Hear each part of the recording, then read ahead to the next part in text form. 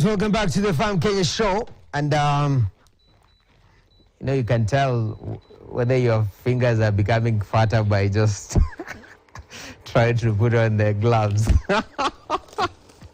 Welcome back to the show. Now, we are here with Chef Ron Kamau. The man himself. Eh? Chef. Yes. You are making us shish taouk. Yes. Shish taouk. So what's the process? Already we are hitting the grill. Yeah. What are the ingredients? What are we dealing with today? So components that bring this dish together is a marinated chicken.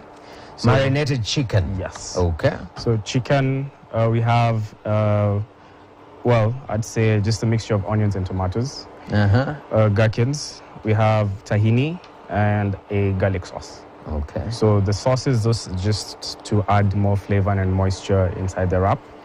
So the chicken, we just start cooking it. Okay.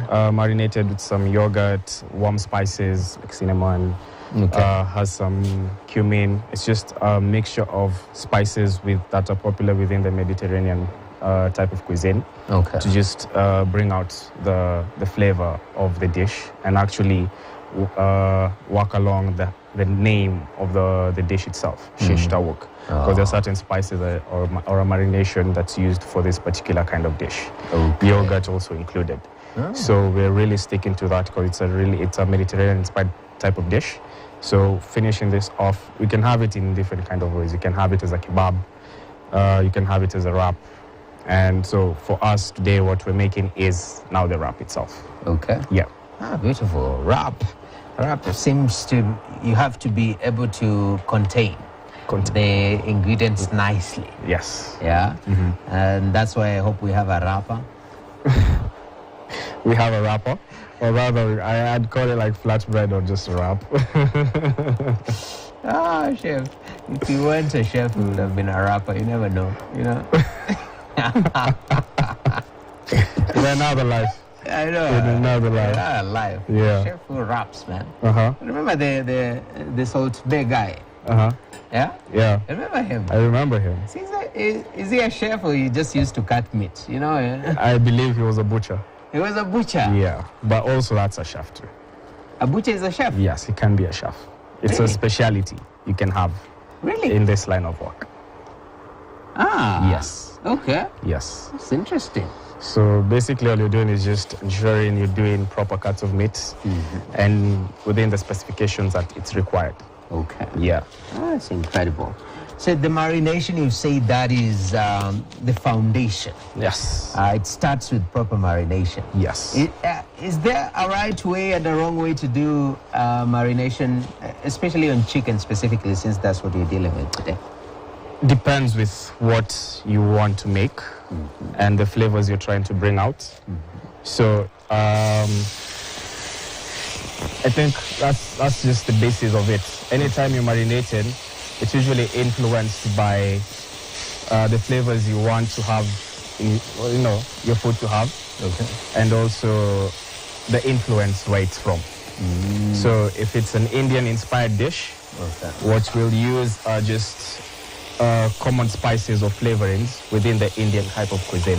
Okay. If it's an Asian type of dish, you'll use flavors that are conversant within that same cuisine, so that you don't start away from, the flavors and the idea of the particular dish. All right. Yeah. That makes a lot of sense. So, which part of the chicken is it? This is chicken thighs. Chicken thighs. Yeah. All right. And you cut them into smaller pieces. So we just quickly cook it on a hot pan or a grill. Then after that, we just warm our wrap, line it with all the toppings that I just mentioned, the garlic sauce. Then put your chicken, top it up with some cucumber, so the pickled cucumber, the chopped tomatoes and onions, and also some tahini sauce on top of it. And then just wrap it, and we're pretty much good to go. Okay. Yeah. Some pico de gato. Pico de gallo, but today we're not really using pico de gallo. What's the difference between? But anyway, it's more or less the same thing. It's just that this one doesn't have coriander. Yeah. It's just onions and tomatoes, basically. So that's why I'm not calling it kachumbari, because how we know kachumbari definitely has coriander inside it. This kachu, like Kachu, the mbari is out. Okay, so in terms when you're grilling this, what is the observation to make sure that what are you looking at for readiness? The good thing about chicken, it usually has like a pale color. Okay. Once it starts cooking, it starts to turn white. Oh. Yeah. Okay. So as you can, there are very, very warm spices and flavors that you can get a sense of this. Yeah. Yeah. So that's a common, flavoring within the Mediterranean cuisine. Oh. Okay. Really good on seasoning, spices that they use. So yeah. That's quite interesting. Mediterranean cuisine. Yes. And I know we live in a globalized world. There are people from the Mediterranean within the country. I mean, to be able to pick up these concepts and implement them in Kenya. What's the inspiration? Is it to be that global place where you can land in Kenya and still feel at home, or what exactly? Yes, basically we want to, as much as people travel a lot, they also get that sense of nostalgia whenever they go to certain restaurants and eat food that's derived from their region, especially if they get like a specific chef who's from that region, who's operating with that particular restaurant, and they actually make a dish that resonates with them, either from their childhood or from their particular place that they're coming from. It really brings a sense of warmth. As much as you're far away from home, really, it's a really good sense of nostalgia. More or less the same way if we, let's say you travel around Europe and you find someone doing a really good nyama choma with a simple kachumbari and ugali, it takes you back. And you're like, wow, This is what I've been This missing. is, yeah. I see that. That's incredible. And the demand now for such concepts, is it very niche in regards to, since it is from a particular region, are we seeing sort of the market embracing? For this, I'd say, people right now really working to create specialized type of restaurants, or rather, bring about restaurants or dishes rather that are from a particular region. People are really experimenting, and also the fact that now travel is it's something you can easily do. It's not as restricted or constrained as it was back then. As long as you have the capability of traveling, you can, move around, go see places. And one of the demands when it comes to food is ensuring that we meet the needs of certain guests. Once they, come to a particular region, and we just create that sense of, definitely, we are very inclusive of, you guys. So. Yeah, I see that. I see that. That's a huge pan, bro. Yeah. It's big. It's like a super pan. It's a super pan. So this is now the wrap.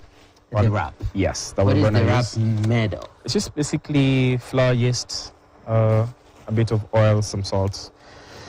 Just a regular type of, the only difference is it's not like a chapo. Yeah, because it looks like chapati. Exactly. So this has a fermenter. So it has yeast. It's proofed. So it has a bit more flavor to it. So what I basically want to do is just warm this, and so that it's more malleable or foldable, really. Oh, okay. Yeah. I see that. We're basically good to go. Yeah. So that's basically it. That's the wrap. That's the wrap. I see that. How does one make this at home? This. Combining salt, flour, yeast, mix it, then some water, knead your dough, keep it aside in a warm kind of environment to let it prove. Then knock it down a bit, then you're good to go. Then let it rest. Then you can now, if you're making a big batch, cut them into smaller balls. Basically the size that you want. Then after that, you can now cook it. Just Dry pan, same way I'm doing this. You just ensure now the dough is properly cooked. Doesn't have to have all those brown marks. The dough just has to cook per se once you roll it out. Oh, yeah. Okay, I see that. Because you've had that joke of you're boiling water back at home. Then you're like, I'm going to use this water to, maybe there's no electricity, so I'm going to use it to shower. Yeah? Then you change your mind and you make ugali, you know?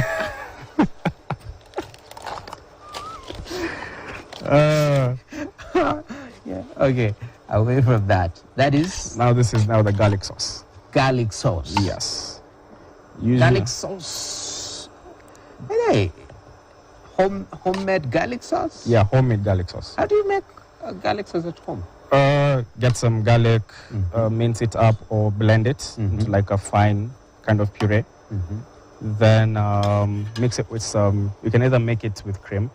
Okay. Or you can use yogurt. Okay. Yeah, so in this instance, we're using yogurt. Because also like yogurt is something that's really used to combine this dish and bring it together. Okay. Yeah, so. See that. So you place the chicken? Chicken, I'm just having the wrap, just spreading some of the yogurt sauce into the wrap. Okay. Give it a bit more flavor, then adding the gherkins, some of this. Okay. Was it intentional to avoid the seeds? Yes. Yes, it was. It was. Okay. Then to finish it off, add another nice layer to flavor to it, tahini sauce. So this is just tahini. What's that? Tahini. Tahini is basically grounded pasted sesame seeds. It's made out of sesame seeds, basically. Okay. Yeah. Ah, that is just bought whole. Yeah, this one is usually a store-bought kind of item. Okay. Yeah. All right. Before we wrap it, we want to see the color, as you can see there.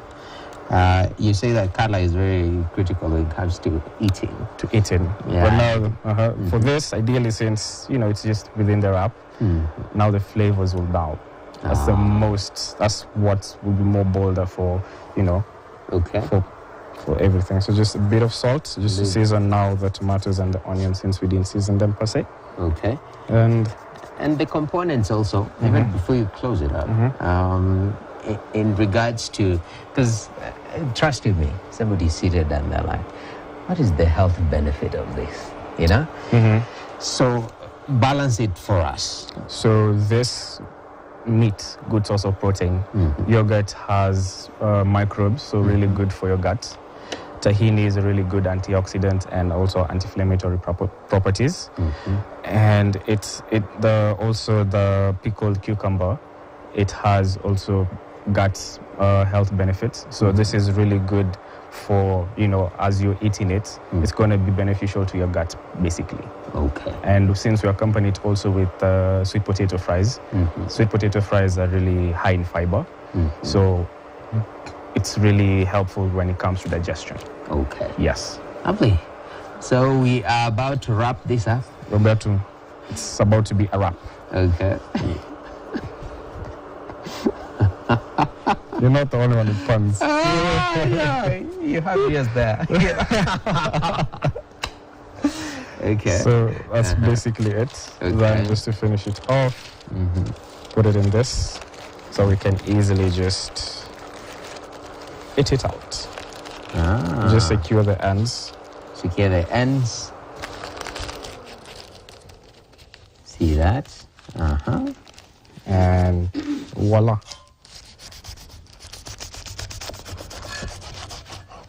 That's it. Very interesting. So to finish it off, now this is plating. Plating. Okay. It's pretty much simple. Sustainable. We're talking about sustainability. So these are biodegradable type of paper, the craft containers. Okay. Yes. So our sweet potato, which I'd already finished off. Why sweet potatoes? Sweet potato high in fiber, man. It's a really good source of fiber. when you come to think of it. And just to complement now the potatoes, just some ketchup. That's pretty much it. Your wrap, and it's a wrap, yeah. He had rehearsed that on the mirror today morning. No. Like, I'm going to say it's a wrap once I'm done with this dish. It's incredible. It looks beautiful. Yeah. It's a very simple dish, but really ideally, when is the ideal time to have such a dish? This is a really good lunch kind of dish. Okay. Let's say you're having like a short break, you know, you want a simple and a quick fix meal for your lunch, go for this. Okay. As long as you have the ingredients and you already did the prep, all you just need to do is just cook your stuff. Okay. You can even have your wraps pre-made, or even can, if you want to buy the wraps, there's some usually store-bought wraps. But most of the time I prefer to make my own wrap because I know what exactly is inside them. Yeah. So, yeah. And even when you look at the layering, it looks very solid. Yes. You know? Chicken is a lot. You know, sometimes somebody makes you a wrap and wamejaza kachumbari ndani instead the other components are exactly. So this combination, high in fiber, there is protein going on here. Protein. The good elements you have talked about, gut, you know, the pickled cucumbers and whatnot. Yeah. So this one, because dishes are consumed in a particular way. Yeah. Yeah.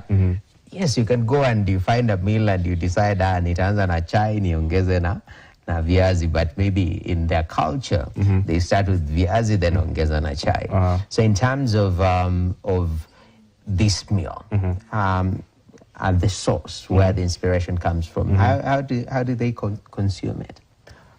Basically, you just start with the protein. So sometimes if you're making this, if it comes as a kebab, there's usually like a flat bread.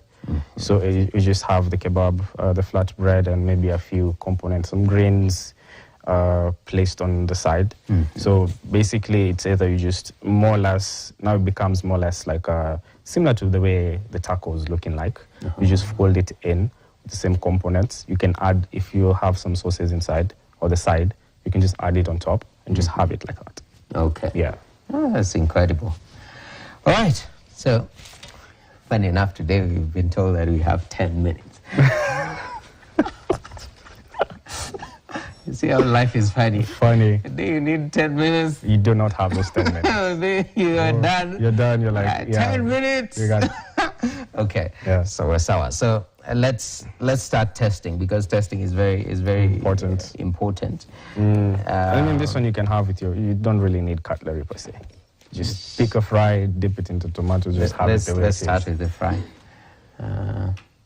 Normally, this is, man, you deep fry. Is this a popular thing in Kenya? Deep frying sweet potatoes? Sweet potatoes, no. Cassava, yes. And also viazi kawaida, yes. But good thing with starches like this, there are various ways you can prepare them. Okay. So for this, ideally how I normally cook such items, pre-boil them, some water, let them cook until they're like, what, 3/4 cooked. Then finish them off in oil. Okay. Just to avoid that whole process of having your starches having too much oil in them. See, the way normally fries are usually just cooked in oil through and through. Sometimes it really absorbs so much oil. So this is just to avoid that whole situation where you're eating carbohydrate that's really packed with, just oil. That's interesting. Yeah. Njivaya. Sweet potato. Sweet potato. Sorry. I mean, okay. yeah. So you dip? Yeah, just dip inside the sauce, or you can just have it as it is if you're not like ketchup kind of guy. That's ketchup.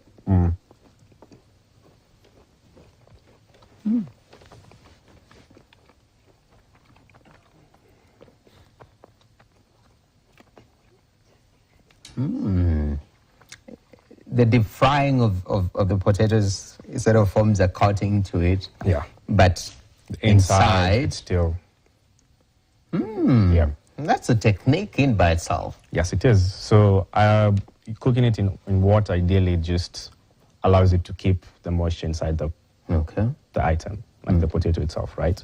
Doesn't really draw out a lot of moisture because it's not dry heat as compared to using now a deep fryer. Because there's literally no moisture inside when you're using oil. So it draws out the moisture. So you cooking it in water kind of retains that. And so finalizing it in oil now gives you now that golden, like a nice crisp on the outside. It's really appealing. You don't want to bite into something that's very, very soft. Unless now that's something that someone prefers, because there are people who would prefer to have soft fries. We've met certain people who are like that. So fries? Yeah.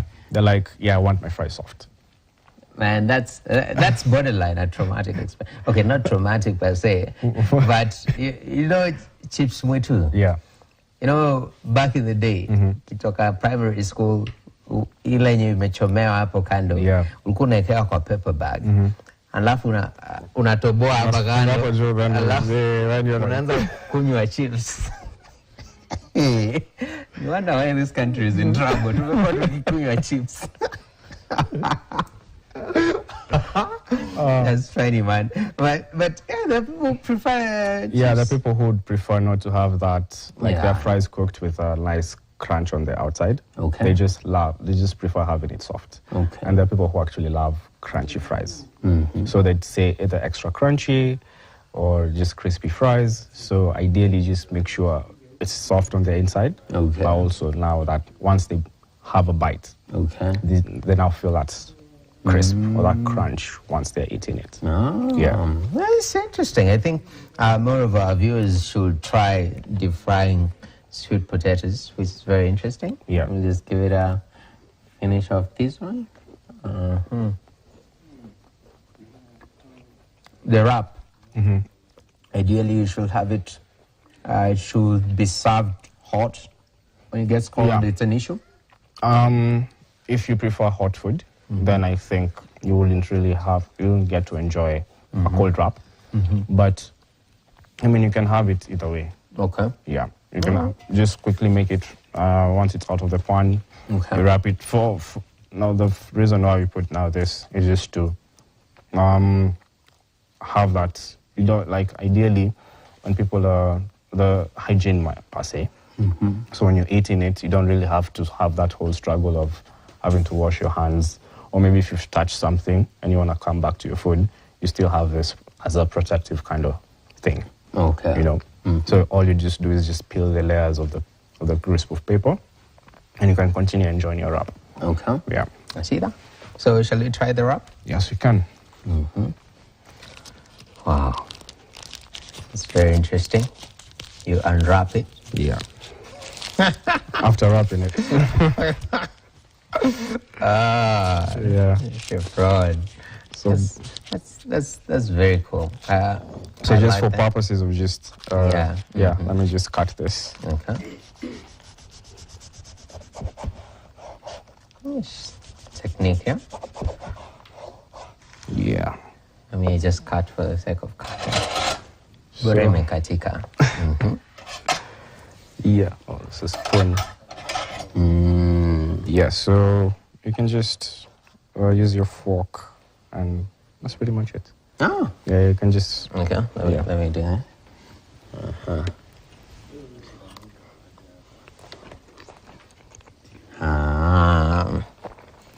Like they're layering, let me see.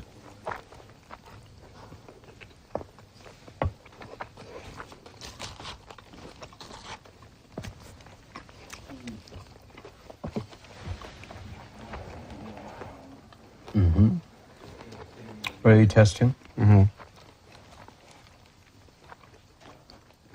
Like the chicken, the flavoring is really, because you're talking about Middle Eastern. Yeah. The flavors tend to be quite strong. Yes.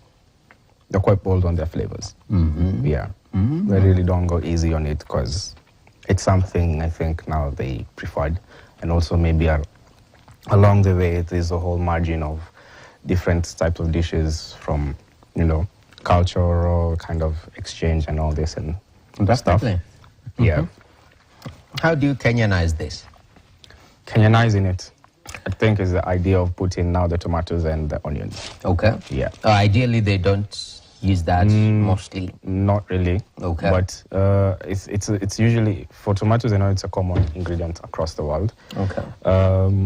But some of the items, I think, when you're talking about inspiration from a different kind of place, we can't really do much unless we're like infused into different cultures to make one dish. So let's say maybe it's a shish taouk, or you want to make it in an Asian kind of way. You can add now stuff like kimchi. Now it brings now two different components to one dish. Okay. Yeah. So I don't know how that will taste. It's something I'm actually just thought of, and I'll be like, okay, maybe I can try it out, you know, see how it comes out.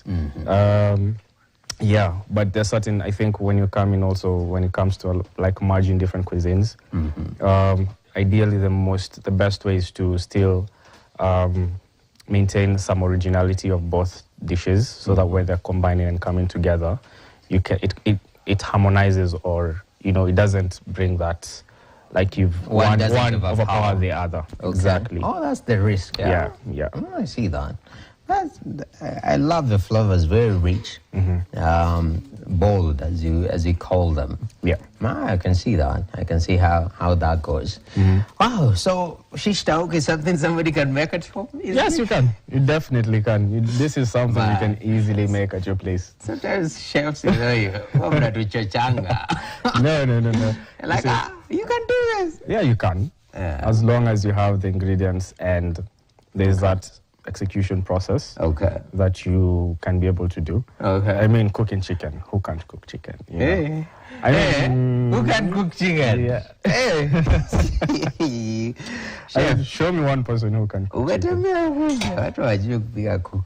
know, especially if you cut it down in bits. It will be way easier to just cook Have this. some potato. This is just for toasting purposes. For toasting purposes. Some of our crew are wondering we're finishing the crew's food. We have to toast, man, as we close up. Yeah. But I love the potatoes. Really, really nice. So what's the toast? What are we toasting to? Toasting to. What are we toasting to now today? That's a good one. It's a wrap.